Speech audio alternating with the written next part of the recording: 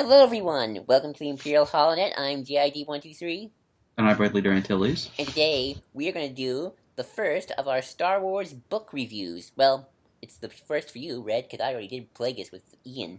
But, we are going to review New Republic Bloodline. That's right, the book written by Lost Stars author Claudia Gray.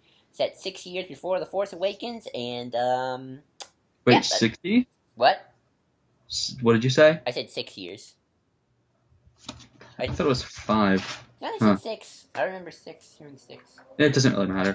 Well, you're probably right on that. I keep forgetting. Oh, no, wait. It's 18 after BB. Oh, no, it's 28 after BBY. So, or 28 BBY. Or ABY, sorry. So, Yeah, it's 6 years. okay, yeah, 28. So, okay, yeah, so that makes sense. It's so confusing because now everything they always talk about, like, post-Endor, which is so confusing for us because we're so used to ABY. Yeah, It's like, damn it, like, stop saying post-Endor. It's post-Yavin. Especially because you have, like, between two movies, between 5 and 6, like an 8-month period. So it's not even a full year. at least, yeah, that's what I think it is. Like, yeah, it's not a full year. Although, how much time goes? It's 8 months past 5, and you said 5 and 6, right? Yeah, 5 and 6, it's 8 months. 2 years for 4 and 5. Right. Which the prequels, I think, actually did I guess with the Clone Wars, I think that war should have been a little bit longer. But in the case of, Clone Wars was 3 years, right? yeah, 3 and I think like a few months. Although with the new with the cartoon, I'm always a little confused because they're very iffy on how far that timeline goes. Mm-hmm. Anyway, we're getting off track. Yes. So, New Republic Bloodline. It's a Princess Leia story of all characters, and boy, does this book really sell for me. Okay, let's start with you, Red. You and I have talked about Twitter a lot about this book, and from your tweets, you seem to enjoy it. Yeah, this is probably That's an understatement. th- this is I think this is better than Tarkin, legitimately. I think so too. I mean, this is a Well, Tarkin's just a character study. It's not really revealing anything. Well, that's perfectly fine. Oh yeah, This is yeah. a character study as well. I'm not saying But that. with Tarkin, with this, it's kind of important because it's a character study for a character who's been in 4 films actually, yet never really had much of a character. Oh, I agree. Well, actually 5 now. Well, yeah, And 5. never had much of a character, so it's really good to finally get that. Especially because she did have a personality, and Episode 7 really dropped the ball on that.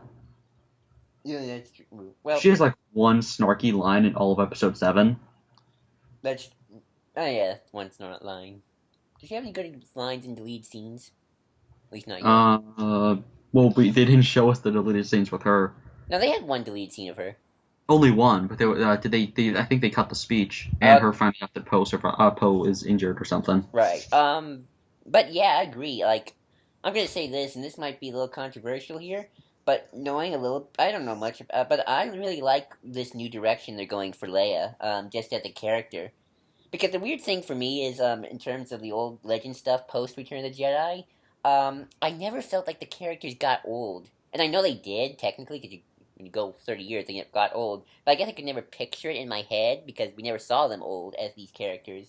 Well, how far back did you read with some of that stuff? Well, I never went that far. I mean, I only read the Well, story. that probably then, because there are stories where they are this old. I know, but I just never, even when I looked it up on the Wikipedia, Wikipedia. Like, Well, there's a difference between what a wiki says and what I is in the book. Because I have read some like excerpts and comics and stuff like that from like the Yuzhan Vong, where they're all like 40 or 50 years old, and they legitimately kind of like you'll have scenes where Han will be like, throwing his back out in the middle of a fight, or like. Wow.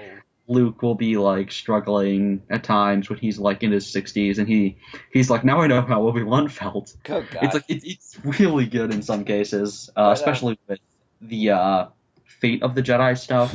Sorry, Because I think that's did Han die in the Legends continuity? If he did, it was something I missed. I know It was like right before the reboot. I must have forgot. I didn't read that stuff. But anyway, yeah, I really like Leia in this book. I really like Leia's direction. Like if they go with this more character, this well, if they go with more of this type of Leia in episode 8 and 9, like I'm gonna be happy because Leia here is really awesome. Hmm. She's basically Frank Miller's Batman meets Winston Churchill. Exactly. Uh huh. So yeah, let's get into it. So one of the big things that I was watching a review of this book earlier, and one of the big things this book does is that it really, not a bad way necessarily, at least not yet. It kind of messes with your head in terms of the timeline because if you think about it, this means like I don't know how far after this book how far Kylo Ren turned to the dark side if he's already went dark by now, but Kylo Ren's not been hasn't been evil then for only like could be like 5, maybe even less than 5 years at least. I mean, we don't know if he's gone dark yet because they don't. Because Luke. Uh, Because Leia does. They a don't. lot of people have been saying that it's possible that the Jedi Temple got destroyed and he just hasn't told anyone, so he and Ben But are like trying to find Snoke. Like I think what might have happened is that they already encountered Snoke and they haven't told anyone and they're trying to track him down. that's possible. But what about the fact that I guess we can get into the big. This is spoilers, by the way. If you didn't figure that out, the big reveal that Kylo didn't know Leia was Vader's daughter. Mm. Because I always consider that to be a big trigger for him turning to the dark side. And if that's the case, then finding out that way is like awful. You know, sort of Oh like yeah, I mean she says like he'll find out in the worst way possible. like if I were to tell my kid that, I would sit him down. I'd have all the family around me. It'd be like very, very carefully done. Like, yeah, sorry, and he's already tracking down. Like again, he's already going on like really Dangerous like missions. exactly with Luke because we know that the two of them are justified. Which apparently they have like one offhanded mention to Luke and his acolytes. They did. That was something I was going to ask you. Like, did they say anything about the others? Because they don't They mention. just mentioned that he was close to acolytes, but I have no idea if they're still around because she seems to be. I mean, maybe it's just because those are the two she knows, but she's talking about Luke and Ben, but not really the others. But then somebody says he only talks to his acolytes when they start accusing Luke. Oh, well, to be fair, those are people accusing Luke. I mean, we don't know if they're just, you can't trust their narrations. No, because they say why would they lie about the fact that he has acolytes? No, they wouldn't say they lied about his acolyte, but they only talked to his acolytes. That's curious. Well, no, because even Leia reiterates that later. She doesn't say the acolytes thing, but which makes me think that publicly everyone thinks the Jedi Council or the Jedi Temple is still around, while possibly it got wrecked. It could be. I don't know. They were very iffy about that. I mean, this isn't really focusing on that. This is focusing on Leia, but still. I wonder if this is going to have to. I mean, maybe they already are trying to find the first Jedi Temple to combat Snoke. Isn't that what Han says about in the early episode, in episode 7? Like, Luke was trying to find the first Jedi Temple. That's his. He says his friends say. Oh, what was the line? Like something about like his friends say that he. Or the people who knew Luke said that he was trying to find the first Jedi Temple. Finding old Jedi temples is sort of a thing this new canon's been doing. Like, have you read Weapon of a Jedi yet? Nope. Because that whole thing is like Luke finds not the first Jedi Temple, but an old Jedi Temple. And then he says, and I didn't read the book, but I read a review of it, and at the end he says, I'm going to one day come back and restore this place to its former glory, or something like that. Like, he's going to come back to that temple. What planet was it on? I have no idea. I thought it would be like on like Dantooine or something. Let's see, it might be a new planet, Weapon of a Jedi. Because it's really cool how back in the day, obviously there were Jedi temples on different planets in the Tales of the Jedi era. Planets.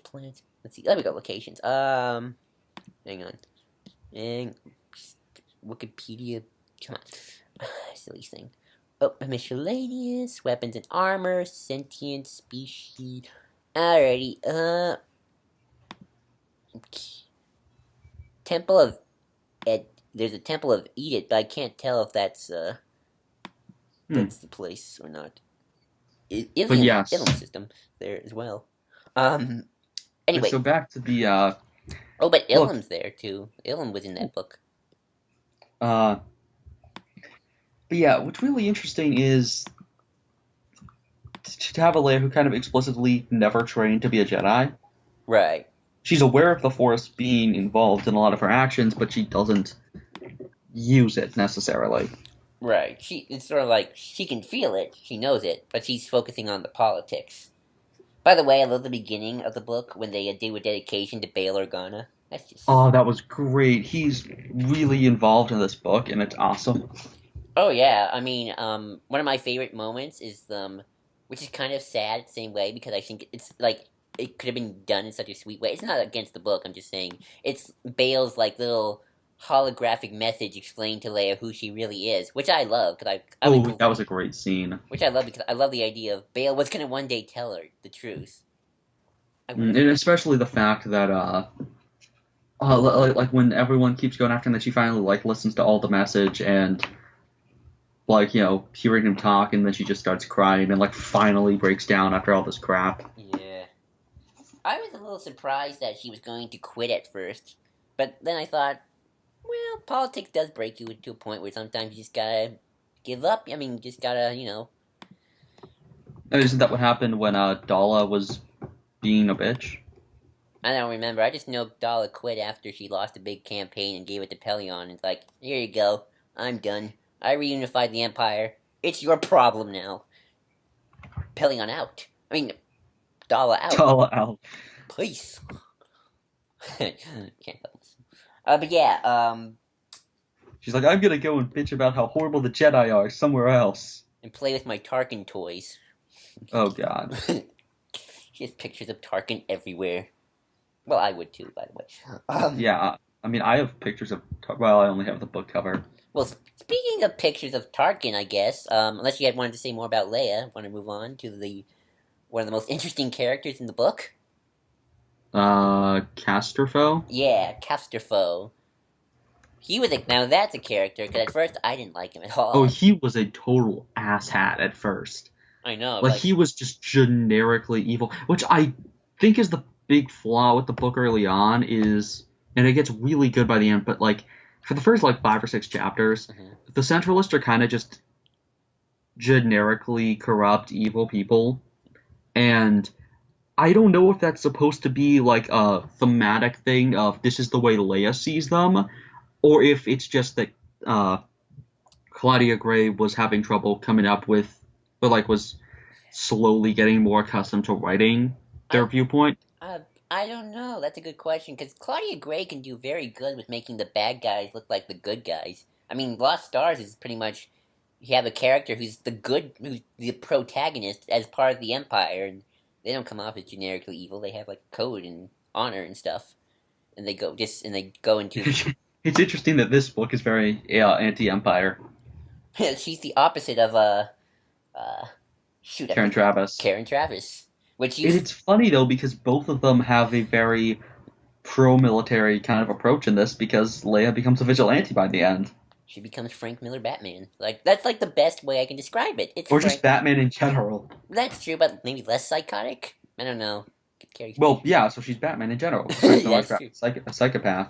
That's true. It's Frank Miller Batman. Like Leia in this is like the ultimate conservative hero, and it's kind of awesome for me.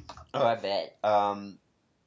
But yeah, Castafari, like when I first saw him, like he had all this Empire memorabilia and stuff. Oh my gosh, his historical thing. And as I told you when we were reading the book, like the day it came out, I was like, that if this guy was in the real world, he would be like wearing like a Nazi armband. It'd be like, what? It's historical. It's cosplay or whatever. Oh god. Yeah, he's kind of a horrible person at first. Yeah, I'm like, geez, man. At least if you're not, at least show some respect for your side, like I do in General Hux. Hux knows. Yeah, like that was the other thing I said. I was like, at least Hux lets everyone know that he's an asshole. Yeah. Like when General, oh my gosh, the scene when he says that the rebels were wrong for blowing up the Death Star is just the most. They went too far with making him a jerk in that scene, because like as I said on Twitter, General Hux would be like, I was like, when you get to a point where General Hux would go, whoa, dude, like calm down, you went too far. Yeah. Because that was a little too far. Again, like at first he becomes just generically evil, and then finally, like by like chapter 10 or so, or by chapter like 9, I think we get his Backstory. yeah, and all that stuff. And I really buy him betraying Leia, and then by the end, him taking the fall and Kind of everything. realizing what he did was wrong. And the fact that they're still friends and everything. That's awesome. Which I really hope he shows up in a later thing. He might. I mean, there's a comic, a book. I thought at first he was going to be Del Toro's character until the end when he got arrested. And of course, now that we know that that this character has been around since episode 7, so it's not really. No, It seems like it's an early draft. Like I know, but still. Okay, that's true. I mean, Rey is based on a character from an early draft of episode 4. That's true. Well, But I really do love. But Count Faro is definitely an interesting character, and I love the fact that he has. I find it odd how he has like a love of the Empire, yet a hatred towards Vader, who was the Empire incarnate, pretty much. Yeah, but I love that line when he's like, I care about. Or there somebody's like, what's her name, Lady. Like Crasse, Karis is it Karis? Cloris. That was Karis. Carice. Carice, I think. Carice. I'm still trying to find the scene where they talk about Carise. I'm still trying to find that scene where they talk about the First Order and the disappearance of Brendel Hux. Because I think Dad gets a name drop in here too. That was cool. Which, It's Carice. Yeah. But yeah, it's interesting because he hates, or like that scene when he said which he's like, yeah, we can bring back the Empire, and he's like, I don't like the Empire, I like an Empire. There's so many empires. Yeah. Like the fact that he wants centralized power in the Empire was that done right. He reminds me a lot of Fel, of Jagged Fel. Oh, Jagged Fel. Like in Fel is such an awesome character. He's so much like that character, except Fel actually fought for the Empire and was a little bit more interesting because he was involved in that stuff. But I do feel like Leia was a little too like kids these days. They're all naive idiots. In the first chapter, like she was a little bit unsympathetic for the first few chapters. A little bit. I mean, you can see her position. She's old. She's wary. The kids.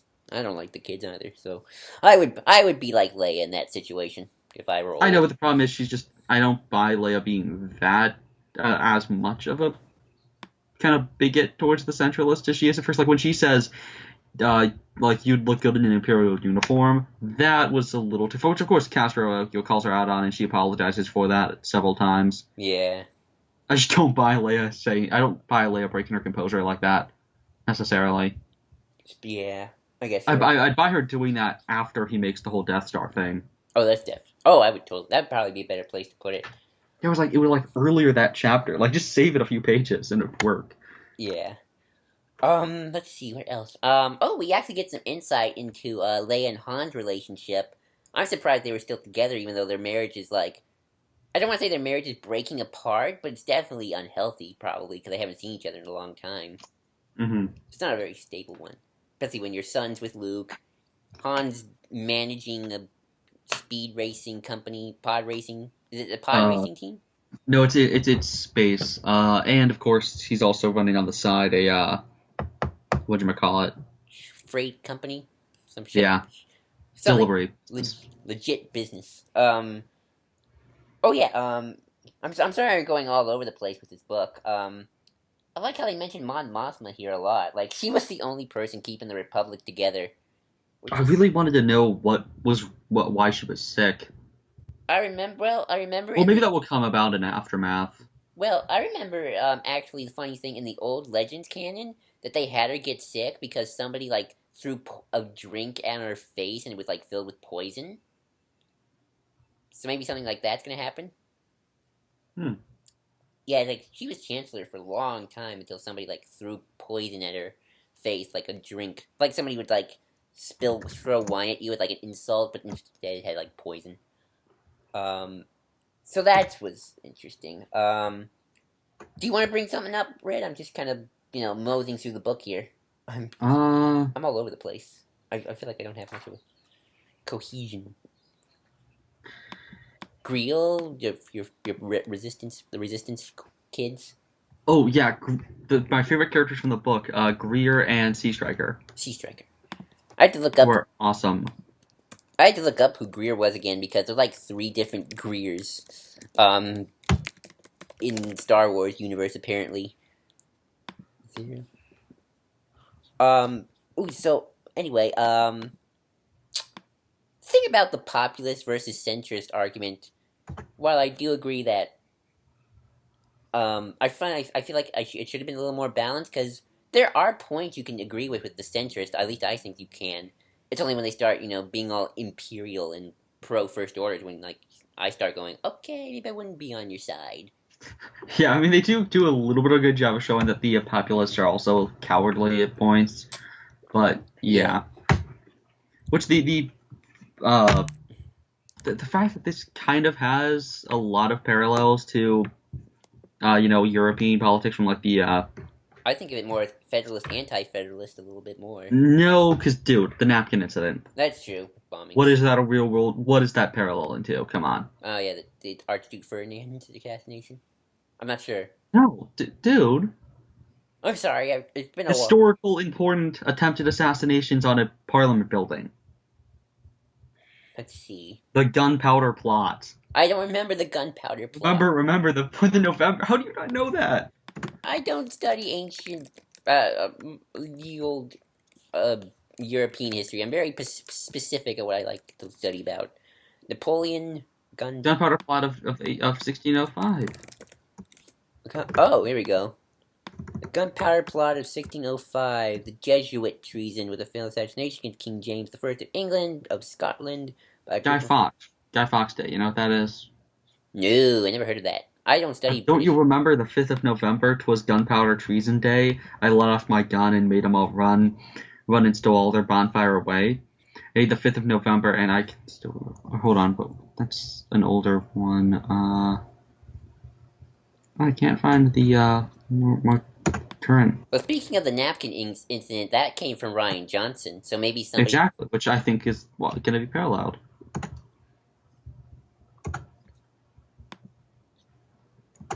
Reaction. There we go. I found. Remember the 5th of November, the gunpowder treason and plot. I know of no reason of gunpowder treason should ever be forgot. How have you've heard that, right? No, I've never. This is actually my first time hearing about it. I don't study. You don't know about the gunpowder plot? No, I don't know. I It's don't. like a very important historical event. I don't. I prefer European history from the start of Napoleon, the Roman Empire, and of course World War II. Those are my favorite parts of European history. Wait, but this is within that. The gunpowder plot was. Oh wait, no, it's right before. It's like a century before that. Come on. That's a century. That's 100 years. Oh come on, history. When you're going in like world history, like 100 years is like freaking minute period of time. That's true, especially if you're Doctor Who. But wow. And there was a Doctor Who game with the gunpowder plot. Really, I gotta play With that. rooms. But yeah, so back to Star Wars. Back to Star Wars. I really want Greer and Sea Striker to be in. Well, they have to be because the in another book. Because what was it called? Like the blood burn thing. Is it that animated one you heard about? The blood of something? What? Oh, the blood of something? What were you talking about? I'm talking about Greer's illness. Oh, right. That has to be explained somewhere. Maybe in Lost Stars 2? I don't know. Claudia Gray wants to make a Lost Stars 2, so... But then again, that might not connect to this book at all. Maybe it could. Set in the future. Maybe Yeah, that came like really late in the book, which makes me wonder why it was either included at all, unless they are doing more with these characters. Which they probably will. Really hope they get brought in, because Sea Striker is a more interesting character than Poe, and I know that's sacrilege for me to say, but he has an actual character. Like, all of Poe's awesomeness comes from Oscar Isaacs, while Sea Striker is just legitimately awesome. Sea Striker and Poe working together, fighting the First Order. Maybe that'll happen in the Poe comic. They'll bring him in. Also, just Greer and Sea Striker's dynamic is hilarious, especially with the whole 1,000 detonators. That was great because they have 1,000 thermal detonators and they have no idea where to put them, so they have to run out of an apartment just for the thermal detonators. And then like he's like, well, why not just like sell them? Like, oh, cool, we can begin our promising careers as black market arms dealers. That'd make Like, it. okay, fine, we'll dump them in the river. And what? Blow up the freaking river? Speaking of blowing up stuff, did you feel the ending when they took out the gang's base was a bit rushed? Some people were complaining about that. Yeah, it was a little bit rushed. That was really confusing because I thought we were going to actually get Leia finding out about the First Order, but we're still elongating that, which could be promising or could just be making things stretched out more than they need to be. Well, we got like. Well, that's the thing. This book both stretches out and condenses things at the same time. Like Kylo Ren's turn to the dark side. I mean, depending on if it happened yet or not. That could either have been stretched out or condensed now because it's only 6 years. Like, I would assume they would have found out pretty soon after Kylo went dark, right? Right? Uh, yeah, probably, but that's assuming that he has already. That's true. I mean, that's fair. By the way, I do love though how they portray the First Order. Like they're manipulating senators and they're funding organizations and they're building their military fleets. I said earlier, General Hux's dad got a name drop, so he must have been working for the First Order until he either died or his son got old enough to take over from him or something. I'd like to know what happened. I bet you Hux killed him. Let's see. I don't think he would kill him. Maybe he just had to go in retirement. I don't know how First Order retirement parties work. Yeah, I hear they have a good severance package. Or not severance package, what is it? Retirement fund. That's true. I bet they make a lot of money off their pensions. Can make a good chunk of change off their pensions. But good healthcare. With this, let's probably talk about Deus Ex. Well, we already talked about Deus Ex Han. Just showing up. But what about Corcella? Corcella. The character Corey, who, gets killed off in she appears in one panel, or not in one panel, one frame of Force Awakens to get killed off. Yeah. And it makes you kind of hate that movie more. This book makes me dislike Episode 7 more and more. Aw, I still... Like, the more I think about it, I'm just like, all these things are so much cooler. Why JJ only likes Star Wars for, like, the aesthetics and the stuff, from his childhood, how he saw it as a little kid, which is fine, but he doesn't allow Star Wars to grow beyond his childhood interpretation, which is why Rian Johnson is so awesome. Is that he gets Star Wars as it is, not as personal preference. Which just further proof that Rian Johnson is perfect and amazing and awesome. I'm so excited for Episode 8 after this. Well, we haven't seen... maybe we should watch Looper. I keep telling you, dude, we gotta watch Looper just to see what he's like. I didn't have really any feelings towards Corey, to be honest. I preferred my favorite characters were Leia, Castafario, Greel. Oh, I forgot to mention. Who's the name of the character? Who's the brother? Is the Royal Guard? Oh, what's her name? The woman who shoots what's his face right through the chest, which was kind of sudden. It's a brother, right? I keep forgetting. Her brother was an Imperial Guard. Like, that was cool. Get to meet someone. Oh, Varish. Like, you can tell my mind of this book is kind of all over the place at the moment. Yeah, I like how, like... Oh, wait, no, Varish was her friend. Who was the person who... I found that scene creepy when Castafario was buying the Royal Guard helmet. It's just kind of creepy. Oh, yeah, she's so terrifying. Like, are you sure you're not a Royal Guard? Like, are you sure you are? Let's see, 1 minute.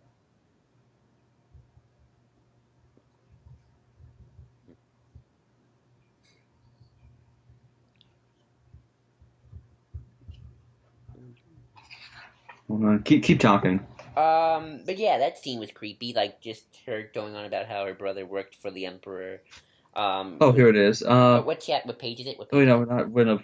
What's her name? What page is it, by the way? I really like the Maxine's, but isn't that a little convenient that they use old ships because they're not the First Order? Wait, what Like, ships? because the Amax. Maxines, they only used old Y-wings and whatnot. You mean the Amaxines? Sorry, I'm a little confused. The Oh, mercenary group that's being trained. oh, right, right. I mean they're old ships. They're cheap. I mean I don't know. It's convenient that the freaking honor, or like they were making as like the freaking honor guard, ended up being total wastes. That's true. I mean, I get the first order. They only need them for they served the purpose. Then they died.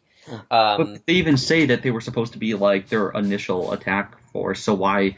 I don't Uh. know. It's just kind of convenient that the cell that Leia would find were this way. Though it is weird because we find out that in the visual dictionary that corporations and senators and whatnot were sending supplies to the First Order in the unknown regions. Though I do like the idea of the First Order has a full fleet already. We just don't get to see it. Like they're already fully fledged, like kind of like the Sith in Vitiate Sith Empire, where they were already taking over planets in their area. Right. Maybe they are the first system empire come back. Probably doubt it. Yeah, I like that. I like that idea. That always confused me though about the first. Well, actually, now that you mention it, that really kind of helps with me figuring out the first order. Like, okay, so they're not public yet. They're like in their unknown regions, and they're just like manipulating the other New Republic senators because they. Do you think the centrists were on Hosnian Prime when it blew up? I think they probably left since what's her face, Karis says that. Uh, what did she say? I Like believe. something about how they would all leave and then join the First Order as soon as the First Order attacks. And seeing as the First Order and Resistance / Republic were in like full state of war by the opening of TFA. Were they though?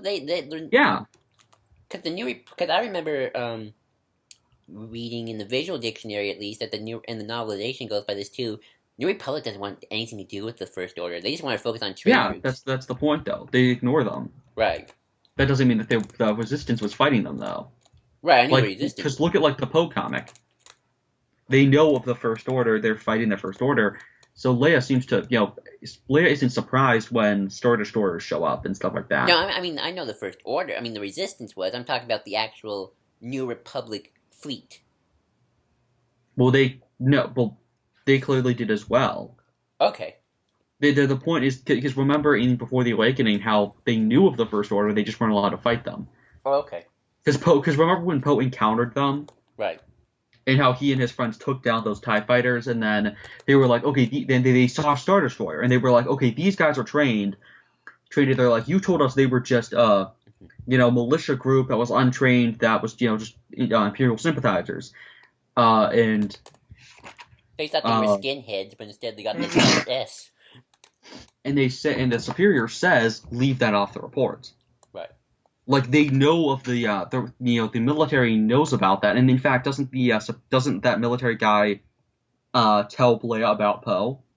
Right. Yes. So clearly because the Republic is working with the Resistance, they're giving them supplies, they're helping them out on missions, they're just not publicly doing it.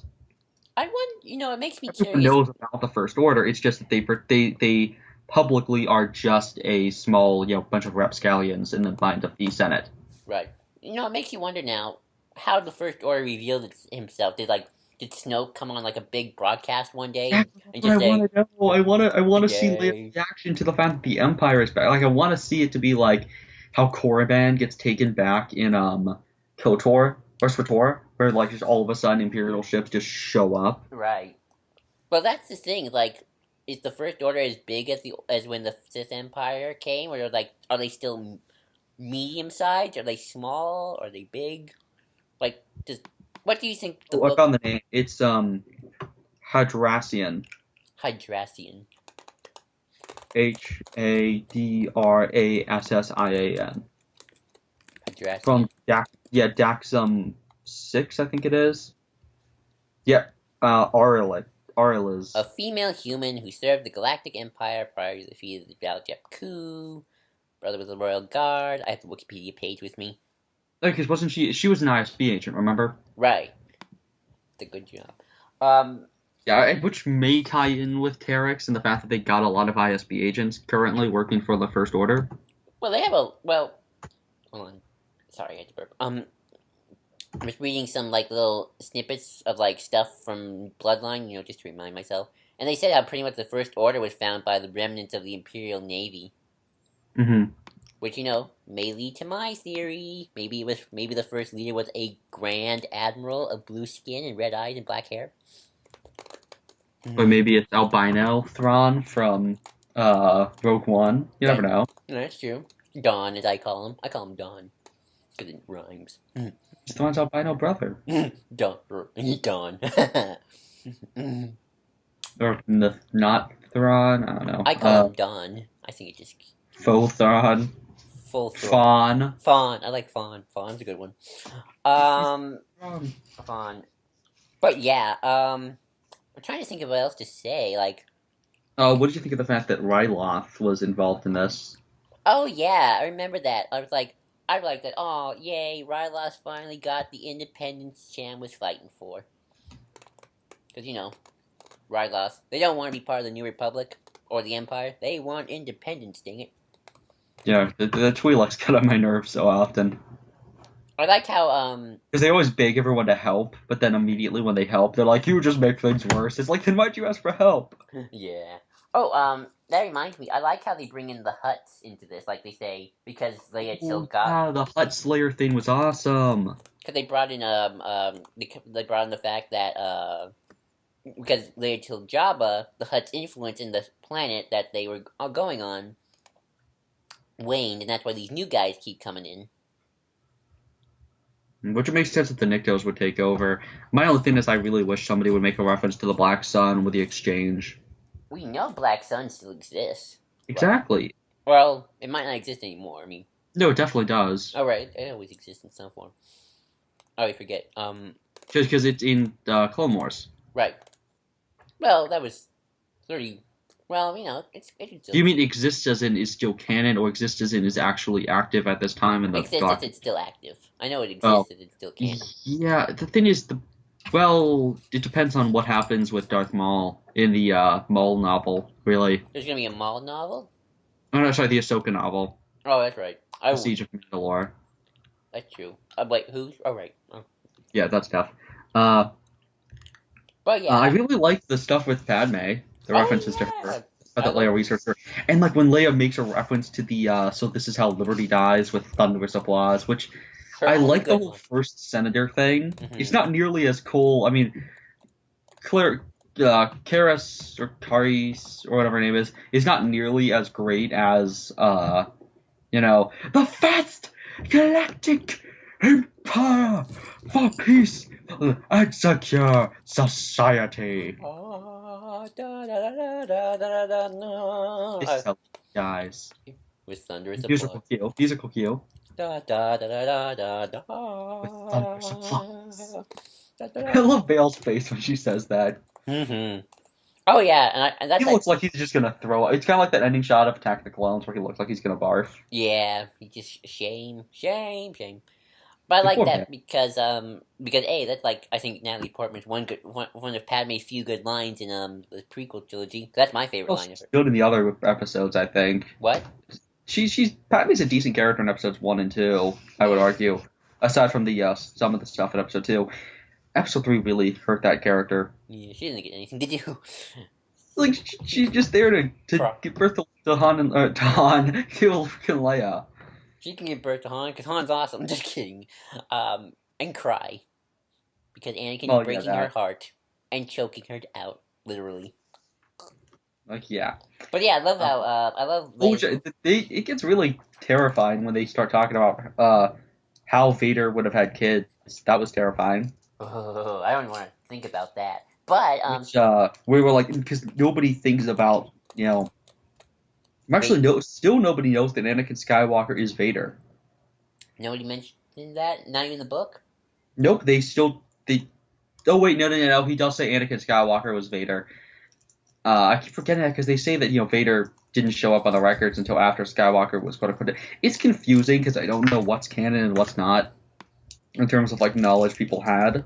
Oh, okay. I do like the touch of there's no Vader DNA on record, which means that there was no Vader clone, which debunks that stupid theory.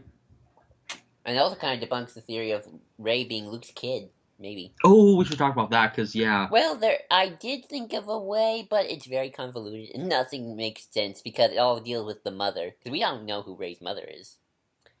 Because Yeah, and nobody talks about Rey's mother. They always think, oh, Luke is the no, father. we're talking about Ray Mom on theforce.net constantly. Okay. Because in the novelizations, there's a woman who says, "We'll come back for you." And that my idea is, well, like she said, we'll come back for you. Dang it. Because I always, like, I had this theory a couple nights ago that got really convoluted, which is why I don't think it's going to Or happen. maybe it's Schwarzenegger. I'll be back. I'll be back. But yeah, my theory was that maybe Luke and the wife got separated, and then like Rey's mom and Rey landed on Jakku years ago. So she just left her daughter there. Well, she was gonna come back with Luke, but she never did. Why would you leave your kid with Unkar Blunt? I don't know. Maybe she. It has to be somebody who abandoned her there to get her like. Maybe just like they couldn't bring themselves to kill her, so they thought might as well leave her on a planet where she'll probably die anyway. It's possible. I mean, maybe she traded the. Nah, that doesn't make sense. Maybe the Knights of Ren kidnapped her. Maybe she was Luke's daughter, got kidnapped when the Jedi Temple got attacked, and that's why Luke and Ben are on these travels. It's possible. Maybe not the pre-Knights of Ren. I mean. Well, yeah, the Knights of Ren, like when they were the acolytes of darkness or whatever. Right. But, so like the Knights of Ren on their first mission, like together attacked. Because we know that Ren took over the Knights of Ren. He wasn't the founder; he took over. Maybe that's why they were after Snoke. Or maybe they're no. I think they're working with Snoke. Like he's slowly putting the pieces so that Ben can be his apprentice. Because he already said that he's been tracking Ben for a long time. Right. And that because he's interested in Vader's kid and the whole, he's strong with both the light and the dark, and that's why he's powerful. All that stuff. Right. I'm gonna look that up. Yeah, no, that's what he said. It's because you are the perfect balance between light and dark, because where you come from. Mm-hmm. I read the quote yesterday. You're so right. What? The whole line from Lord Santeca. How about you can't deny your family? You're so right. That is a really good line. That's a good line. I love that moment. He just cuts that off. You're so right. I'm Darth Vader's grandson. I don't see where the scar is in that scene. But yeah,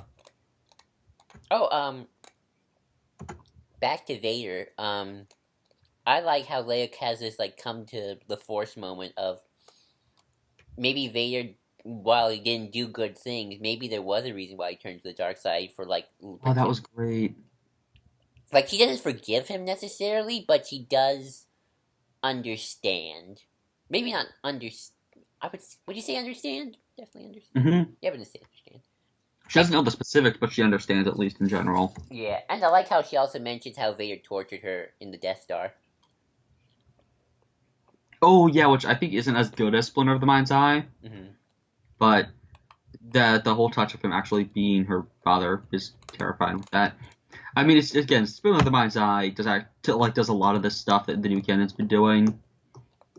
And I know some people don't like that now, but I actually really do like it. This is actually one of the first novels I can think of, or at least that I read, although Thrawn Trilogy kind of deals with this, but I think this deals with it more in a personal way, of Leia being Vader's kid. I mean, I don't know about anything post Return of the Jedi stuff a lot, but this is like the book that really deals with it, because Luke's always dealing with it every day, being the son of Vader, but we never see Leia's side of the story. Oh, okay, so there's Rey Mom, which is just some random woman leaving Rey on the planet. Then there's Sky Mom, which is she's Skywalker's wife. And it is, you must wait here. I'll come back for you. May the Force be with you. Or something like that. Oh, wait. It's confusing because nobody's giving the direct quote. Keep talking. Okay. Sorry. Chewing on ice. But yeah, like... I don't know. I mean, obviously, maybe I just need to read stuff, but I haven't seen heard of a good book that like really deals with Leia being the daughter of Vader. And I know that the Heir of the Empire trilogy did that, with that subplot of the Nogri. Wasn't that part of was it Tatooine Ghost? Was it the one with Bill Savas? I don't know about Bill Savas. I heard Tatooine Ghost before though. I think it was the Callista trilogy.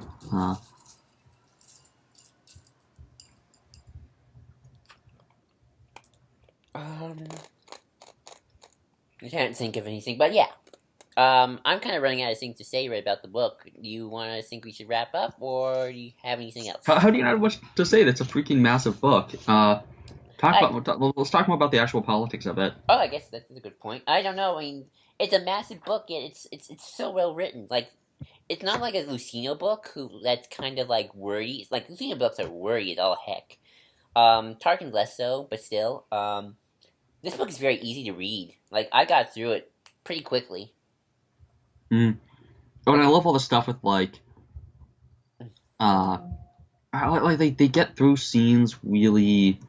I don't know how to describe it. Just Cinematically, yeah, like it really feels like this would make for a good spy thriller. directed by the Russo brothers. I actually would like to see the directed by the Russo brothers. If they can do Civil War, they can do this. But yeah, let's talk about the New Republic because we keep going back to that, but we never really address it. New Republic really gets in trouble very quickly, doesn't it? They don't last long. I mean, apart from the fact they blew up, but not. I mean, just even if they didn't blow up, they were in trouble. Oh yeah, and now I hate the fact that they blew them up because I think the relationship between them is really interesting. The idea of they're privately funding Leia and everything, and she hates them, but she'll take their help anyways, kind of thing. That's all fascinating, and the fact that that's all gone just because JJ hates the prequels is really annoying. Sorry, I found it interesting though, just like how quickly they went back to their old roots. Even if they didn't blow up, like because they turned into the old Republic pretty quickly again. Like, Which is why it sucks that they got destroyed, because it'd be so interesting to see them try and fix that. really good. I mean, First Order got to be destroyed eventually. Leia for Chancellor. Leia for Chancellor. I'd vote for her. I mean, first Senator. Leia for First Senator. I'd vote Which for I her. love how Leia's, they're like, well, we're be super duper sure that we're not putting a Sith Lord in office. Like, Leia's like, no. Like just no. Which, also, I love that line, I don't think Ben will care about governing. That was great. Oh, yeah, I remember that. That was a good line. Well, he might not be a very good governor still. I mean, I don't. Maybe he will. But no, he wants to govern, though. He wants to be in control. Right. Not necessarily politically, but... Well, that's the thing. I never thought of both Vader and Kylo as, like, people who should be in charge. I mean, like, they can be military commanders, but I can't see them doing, like, the politics stuff that Palpatine's so good at. Well, yeah, I mean, that's why Vader is a, Whatchamacallit? whatchamacallit? A warrior. Well, no, that's why Vader is a part of the military, Right. part of the Imperial Navy. Right. Well, Thrawn is pretty good at that. Anyway, yeah. Well, maybe we'll have the discussion of who would make for a good emperor. I want that discussion. Oh, we could do that with the Castrofo. Casterfo would be a good emperor. But yeah, I kind of wish we got a little bit more set up for the First Order. Like, I really wish we got to see, like, a First Order Stormtrooper. I was feeling you there, Red. I mean, I kind of had two minds, because, like, this is called New Republic Bloodline, not First Order Bloodline, which I want the sequel to be called. It's the fall of the New Republic. That's true. Ooh, that's a good one. That's what you call it, the fall of the New Republic. Oh, by the way, I was curious, when you were reading, the scenes in the Senate building, was your mind going back to, like, the old Republic Senate room? Like, that's what I just kept thinking. Like, it's just a replica of the old Republic Senate. Oh yeah, but it's not as big because I would love how hilarious it is with the fact that the entire building is one story. Oh gosh. Because everyone's equal, and then Leia's like, but people, but people that are fighting for like window, like who gets to have a window in their, boardroom and whatnot, and she's like, anyone who cares about power or superficially, showing their power will find a way to, come up with that. Might as well not make everyone else feel discomforted. Like, might as well make a giant tower. Right. Which I really hope we get to see Coruscant again, because the Senate Tower would still be standing. I hope so. Don't they mention Coruscant? Mm-hmm. In the book? Speaking of which, Still don't know fully what's going on with it, which also, why are Lando's mentioned once? Wedge isn't in this. Why are Lando and Wedge not here? Why are they still not in anything canon? No, Wedge in the Aftermath. Remember? Yeah, but other than that, I mean, Oh, like right. in episode 7 era, Oh, that's good. That's a good question. Hope they're not dead. Yikes. Nah. they both crashed and They. like they were both flying a Y-wing and crashed, Yikes. and they're like trapped on a planet. Like they're at the Jedi Temple, and that's why Luke's trying to find it, and then he accidentally gets crashed as well. Like that was the whole reason he went there, and then he crashes it, and they're like, why did you go to the first Jedi Temple? Oh well, it was just a routine trip thing, and then it crashed, and I went, and then I crashed as well, and it's like, wait, so it wasn't this big like conspiracy thing? No, I just bad flying. It's like Yeah. what's it called, like Mimban or what's it called? The planet from Splinter of the Mind's Eye. I have no idea. That's I'll a good. get it. That's a good question. At least on Lando's It part. is What? Mimban. That's a good question though about Lando.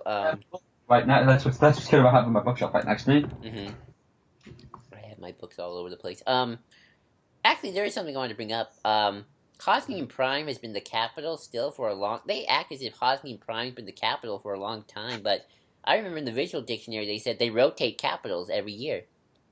Isn't that the point? So all planets are equal. I think so. Do you have the visual guide next to you? No, but I can. No, I don't. I can ask for it if you want. If you feel like that's important, but let's talk just about the visual guide, or not visual guide. It's the Hosnian Prime itself. What was I trying to say? I really wish we got more stuff with Hosnian Prime, like not just the Senate, but like what the planet's like itself. Yep. Yeah. Or like what the Republic is like. Well, I get what the Republic's like. I just don't know what Hosnian Prime's like. Well, I mean the core worlds, because we haven't seen any core worlds in the new canon. Like even stuff like Aftermath, other than the few excerpts we get of Coruscant. Right. I am curious to see what's going on with the core world. Like, are they pro First Order? Or are they? I think they're saving it. You think so? I think so. I really hope Coruscant is involved somehow, because you gotta have Coruscant. I want to see. I would think they would use Korriban or Morabond as Snoke's lair or the Vader castle. Yeah, but dude, it's Coruscant. You have to show Coruscant. I would love to see Coruscant. Mm-hmm. Also, I wish they kind of explained with the what do you call it? I wish they kind of explained what was up with the fleet. Like, is it just a security force and everything? What's going on with it? I've just always gotten the impression that the New Republic fleets are a bit like Starfleet from Star Trek in a way. There's irony. Sort of like a peacekeeping force. Like, it's not super big, but it's big enough.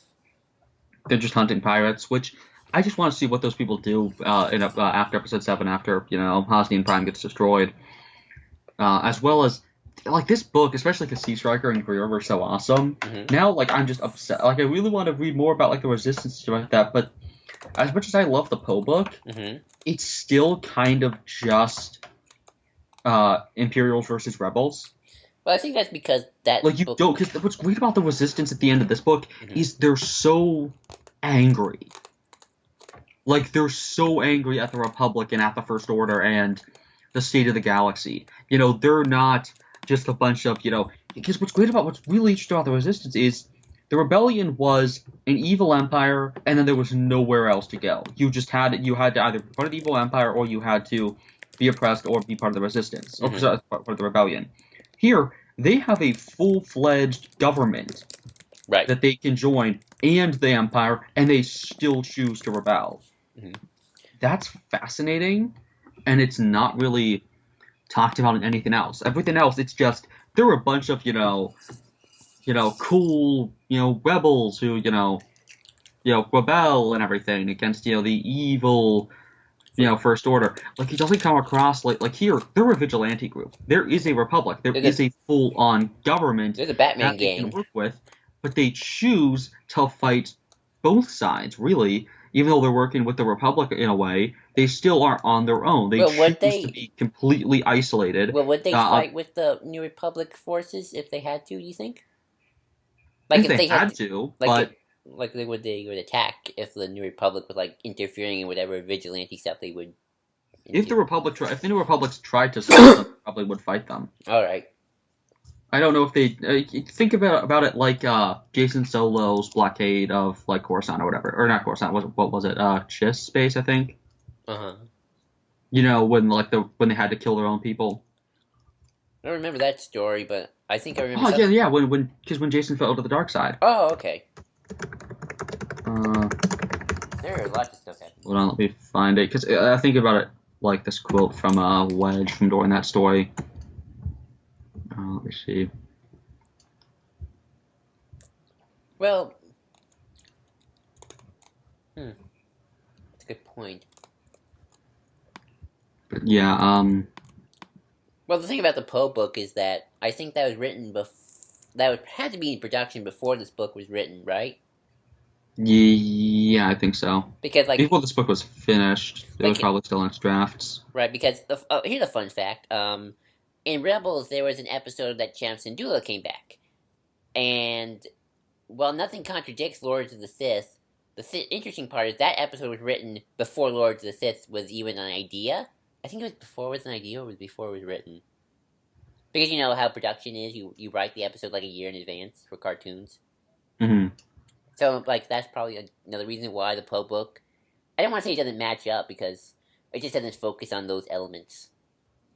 But yeah. But we know that episode 8 will. I think episode 8 will definitely focus on those elements. At least I hope it does because Pablo said, Ryan came up with the disposition of the New Republic, which is why I think that either maybe Del Toro's character is a centrist senator, or maybe just a senator. They might not use the word centrist, but they'll definitely No, use. because he came up with the idea of the centralist and populist parties. That's true. So he's definitely like a centrist who probably working for the First Order, or still like kind of. He says he's with the Republic, but he's with the First Order. Like a double agent. Well, not a double agent. Yeah, double agent. That'd be it, right? Yeah. Also, I couldn't help but think of Casino Planet when they were doing a Sabacc game. I don't know. That's like Sabacc. That's the poker of Star Wars. So like, is Casino Planet in here? Like I was hoping. No, Casino Planet is not. I know it's not. I just like was thinking about it.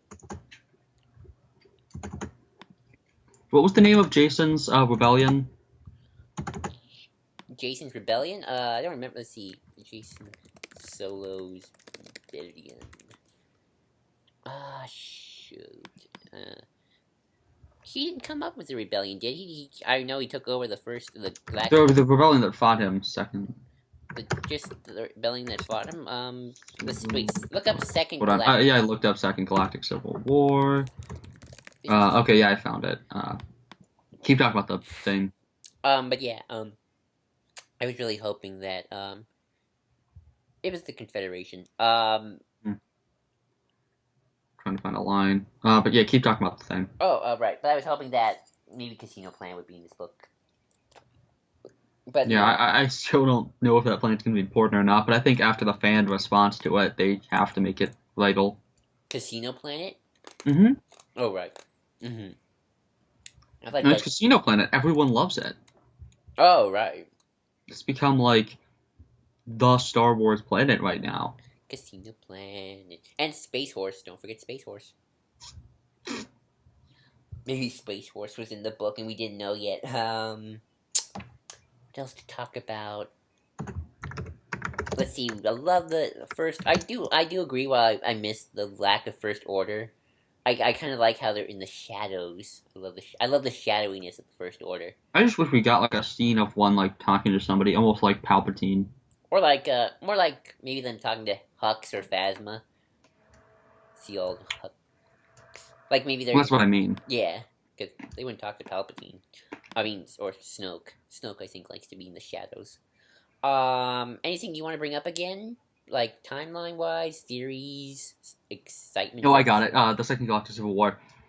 A minute ago, I just vaped a Rogue, because this is the Rogue Squadron, because you know how they got split in two, and then Jaina took over the Rogues for Wedge for a while?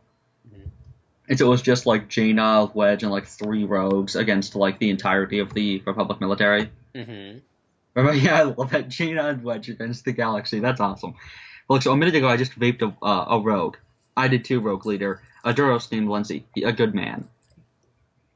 Ouch. Like they had to kill their own men, which yeah, that's horrible. And that's kind of what I think would have been interesting to see, like Wedge have or Poe having to fight against people who he knew in the military and stuff like that. Kind of like what should have been happening with Traitor in with Nines in Force Awakens. Nines. That was more retroactively done than anything else. I don't think. Nope. Well, kinda. But then You, again, they always intended Slip to be the guy who fell. I still think that person should have been Phasma, if you ask me. But Slip? no, not Slip. Like Phasma dies in the opening scene. That would make more sense. No, Traitor. She should have fought Finn. Yeah. Anyway, But yeah, I'm in such like a resistance mood like for those pilots and everything, but then in the movie they're just the rebellion. And here, again, they're kind of a vigilante, like they're the Minutemen of Star Wars. where's the Minutemen? Oh, I love the Minutemen. Like wouldn't that be like they're totally the Minutemen of Star Wars? Like they're stealing weapons from pirates, they're attacking all these small militia groups, they're doing all these like ambushes and guerrilla warfare, and they're just being awesome and badasses, and they're just fed up with how corrupt the Republic is and how they're not doing a damn thing, so they take into their own hands. They gave democracy a chance and it let them down, so then now they're gonna fight. That's awesome and badass and so interesting, and I love it. Love it. These characters are fascinating, and then pretty much every single story with the Resistance that we're doing is just, like those evil Imperials. Like it's just not the same. There's no rage or like anger that the rogues have, that the Resistance has in a lot of these other stories. Well, there's 6 years. They can tell. Maybe they'll tell something in between those 6 years, right? But I mean the stuff that's going on like right now with Poe and everything like right beforehand. Oh, They're just generically the good guys who are the rebellion, which isn't the Resistance isn't. It was not good guys versus bad guys because there is another group of quote unquote good guys in the mix. The Resistance isn't. It's not like with the Rebellion where it's anyone who hates the Empire. This is specific people with a specific ideology, like a very particular political belief, and that's what makes them fascinating. It's not just they're not a rebellion. They are resisting not just evil in general, but specifically the Republic as well. I mean, they began because of the Republic, not because of the First Order. They didn't know the First Order was a thing. Okay. Leia thinks that they destroyed the opposition. She wonders if there might be other groups, but she has no idea that Karis was even working for anyone. Yeah, they gotta deal with that little. I think Claudia, they gotta deal with that little plot point too. I mean, wait, you said maybe Karis is Laura Dern's character. Mm-hmm. I'd be curious. Possibly. So Lauren Dern said that she cast the character as she fan cast the character as Asian. Oh, that's true. Ooh, that'd be interesting. That'd be cool. I'm curious if they're gonna deal with that like in a future book. I mean, but what do you think about with the whole ideological stuff? Yeah, it's all cool. I definitely like. I think my favorite's the populist versus the centrist idea. I mean, like then there was the Resistance with the fact that they're not just a rebellion. They are resisting a specific political belief. That's gonna be interesting. I really want that in episode 8. Like, I really want to see Poe's like ideological beliefs and stuff like that when he's debating with Laura Dern. I think Poe's very much in the spirit of the Resistance and the Rebellion. He's like the good man. But the problem is we don't get to see him really like angry or anything. And that's what's so great about Leia is there's so much rage in this book. Like you can tell she's Vader's kid. Oh yeah. Whether she realizes or not, she's Vader's. Like, as I told you, when she's like shooting people up, mm-hmm. And I was like, so I guess she really is Padme's kid because she's doing what can only be described as aggressive negotiations. It's like, yeah, and she even makes a joke similar to that. Oh yeah, They don't say aggressive negotiations, but she says like violent democracy or something. Violent democracy. Like, yeah, it's totally that. That's But yeah, I really like the idea of the Resistance being basically. I prefer the term the Batman gang from Dark Knight Yeah, Returns. the Sons of Batman. The Sons of Batman. That's it. That's all. That's because I just read that book recently, so that's kind of in my head right now.